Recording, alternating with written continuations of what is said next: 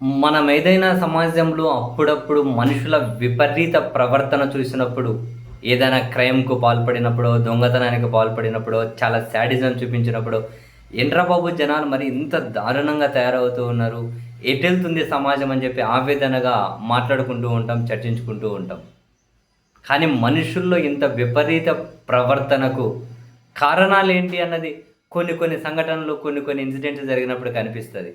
తాజాగా సంక్రాంతి పేరుతో జరిగినటువంటి జూదాలను చూడండి, అశ్లీలతను చూడండి, అసభ్యతను చూడండి. ఈ ఈ 3 రోజులు జరిగిన పరిణామాలను గమనించండి. ఇవి సమాజం మీద ఎలాంటి ఇంపాక్ట్ చూపెడతది? సామాజిక విచ్ఛిన్నమా?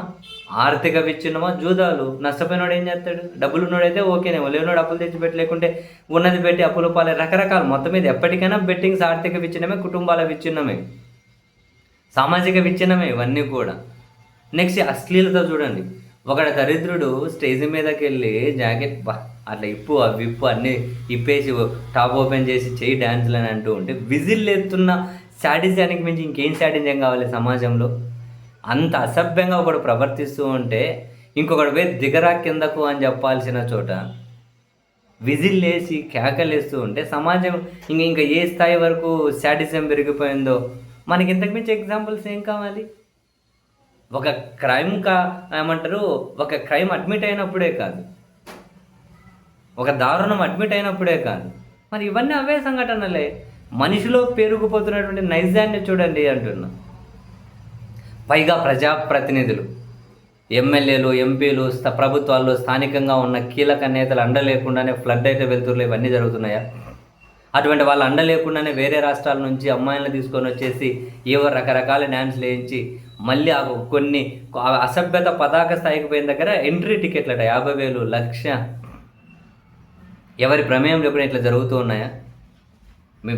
ప్రతి దాని దగ్గర నుంచి మనకు కమిషన్ వస్తే చాలు అని అనుకునే ప్రజాప్రతినిధులను చూస్తూ ఉంటే యథా ప్రజాప్రతినిధులు తదా ప్రజలు అనుకోవాలా? డబ్బు కోసం ఎంతకైనా సమాజాన్ని నాశనం చేసి ఇటువంటి వాళ్ళని చూసి బాధపడాలో జాలిపడాలో అర్థం కాదు. ఎంత దారుణం! ఇంతకుముందు ఒక చోట 2 చోట్ల ఇటువంటి జరుగుతున్నాయని వినేవాళ్ళం.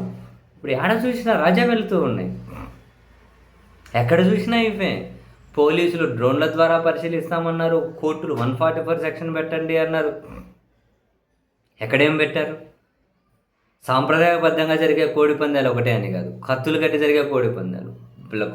సాంప్రదాయబద్ధంగా కోడి పందాలు కోళ్ళు ఎగరేశారు అంటే ఆడికి ఎవరు పోరు, అది ఆడెవరు పెద్ద దానికి ఏమీ సెంటర్ ఆఫ్ అటెన్షన్ కాదు. అది కోట్ల బెట్టింగ్సే కదా కళ్ళ ముందు కనిపిస్తూ ఉన్నాయి.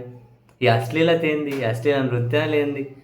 వాళ్ళు ఏదో పాపం పొట్టకూటి కోసం అని చెప్పి దాని మీద స్టేజ్ మీదకి వెళ్ళి 2 స్టెప్పులు వేస్తే ఈ ఎదవలు వెళ్ళేసి ఇప్పమని బలవంత పెట్టి ఇంత టార్చర్ చేసి పబ్లిక్లో ఇటువంటి వాటి నుంచి కనుక మనకి ఇంత డబ్బులు వస్తే చాలని ప్రజాప్రతినిధులు భావించి దీని నుంచి ప్రజాప్రతినిధులు వాళ్ళ వాటా వల్ల తీసుకుంటే అంత అనైతికమైన డబ్బు తీసుకుని ఏం చేస్తారయా?